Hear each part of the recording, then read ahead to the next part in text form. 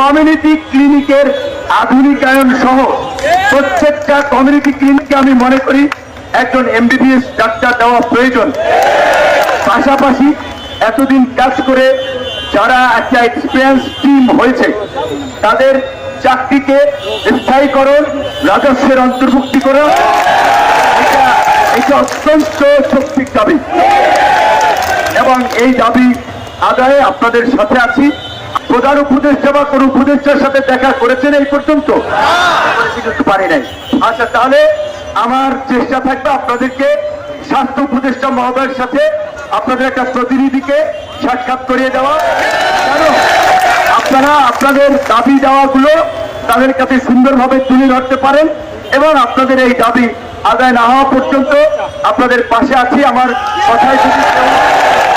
আমার কথায় যদি কেউ ক্ষুব্ধ হয়ে থাকেন, আপনাদের প্রত্যাশা মতো না হয়, তার জন্য আমি ক্ষমা প্রার্থী। কিন্তু আমি একজন ইন্ডিভিজুয়াল ব্যক্তি, এই সরকারের যেটা বলেছে আমাদের রক্ত ত্যাগ সংগ্রামের বিনিময়ে আমরা একজন বিশ্ব বরেণ্য ব্যক্তি, যিনি এই দেশের প্রধানমন্ত্রী রাষ্ট্রপতি না হলেও তার যে উচ্চতা, তার যে লেভেল, এই বাংলাদেশের মতো একটা থার্ড ওয়ার্ল্ড কান্ট্রির প্রধানমন্ত্রী রাষ্ট্রপতির চেয়ে অনেক উপরে ছিল।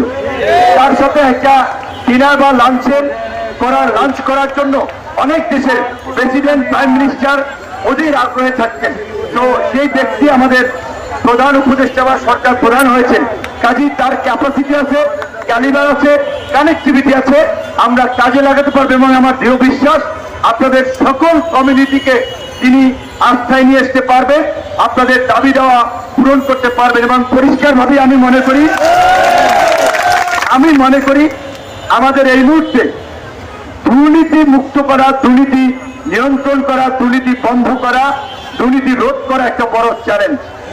তো তার জন্য দ্রব্যমূল্যের যে দাম, সেইটার সাথে সামঞ্জস্য করে সরকারি, বেসরকারি, আধা সরকারি, স্বায়ত্তশাসিত প্রতিষ্ঠান সকলের বেতন বৃদ্ধি করাটা 1 নম্বর কাজ। কারণ সরকারি চাকরিজীবীরা যখন তার বাচ্চা স্কুলে পড়বে, চিকিৎসার জন্য টেনশন করা লাগবে না, রুগীর টেনশন করা লাগবে না। জার্মানি, জাপানের মতো তারাও দেশের জন্য পুরো সময়টা শ্রম দিবে, দেশ যেন শুধুই কাজ করবে। এই আমলে 12,000 টাকা, 14,000 টাকা, 15,000 টাকার বেতন দিয়ে সংসার চলে না। আমার একজন রিক্সাওয়ালা ভাইও ধরেন ঢাকা শহরে 5 থেকে 600 টাকা ইনকাম করে, তাহলে ধরেন তিনি শারীরিকভাবে পরিশ্রম করছেন, তারা 18-20 হাজার টাকার মতো পায়। তাহলে একজন সরকারি অফিসার, সে হোক 20 গ্রেডে কিংবা হোক 14 গ্রেডে, হোক 16 গ্রেডে, তার বেতনটা কেমনে 15,000 টাকা, 16,000 টাকা, এই টাকা তার সংসার চলে? তাহলে সে চুরি করবে না কি করবে? তাহলে সে দুর্নীতি করবে না কি করবে? কাজেই অবশ্যই দুর্নীতি মুক্ত করার জন্য, সরকারকে সহযোগিতা করার জন্য আমি মনে করি সরকারি কর্মকর্তা কর্মচারীদের বেতন বাড়াতে হবে। এখন অনেকেই বলছে আমরা চাপে ফালাইয়া সরকারি কর্মকর্তা কর্মচারীদের লাঞ্ছিত করবো বা একেবারে তাদেরকে কোনো স্পেস হবে না। হ্যাঁ, আমি কিছুক্ষণ আগে বক্তব্য বলেছি, সরকারি কর্মকর্তা কর্মচারীরা সার নয়, জনগণের সেবক, প্রজাতন্ত্রের কর্মচারী, কিন্তু তাদের একটা সোশ্যাল মর্যাদা আছে। অবশ্যই সার না ডাকলেও তুই কামারি করে তার কথা বলা যাবে না, তাদেরকেও সম্মানটা আমাদেরকে দিতে হবে। কিছু পেতে হলে কিছু যেতে হয়, সম্মান পাইতে হলে সম্মান দিতে হবে। তো আপনাদের প্রতি আমার অনুরোধ, আপনারা যেহেতু ইউনিয়ন পর্যায়ে কাজ করেন, একজন একেবারে রুট লেভেলে একজন অশিক্ষিত মানুষ, একজন ভিখারি, একজন দিনমজুর আসে আপনাদের কাছে, আপনারা যদি তার গায়ে হাত দিয়ে বলেন ভাই আপনার যে জ্বর, এই জ্বরে ওষুধ খাওয়া লাগবে না, আপনি ভালো হয়ে যাবেন, তিনি কিন্তু মনোবল চাঙ্গা হবে, অর্ধেক অসুস্থ ভালো হয়ে যাবে। তো কাজী আপনার ভাই, আপনার বন্ধু, আপনার সন্তান, এইটা মনে করেই তাদের সাথে একটু ভালো ব্যবহার করবেন।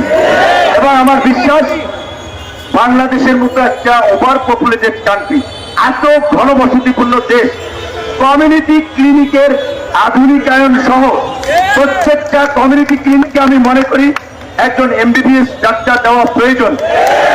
পাশাপাশি এতদিন কাজ করে যারা একটা এক্সপিরিয়েন্স টিম হয়েছে তাদের চাকরিকে স্থায়ীকরণ, রাজস্বের অন্তর্ভুক্তিকরণ, এটা অত্যন্ত শক্তির দাবি এবং এই দাবি আদায়ে আপনাদের সাথে আছি। আপনারাও সরকারকে সহযোগিতা করবেন, সরকারও আপনাদেরকে সহযোগিতা করবে। আমি বিদায় নিচ্ছি আপনাদের কাছে। আল্লাহ।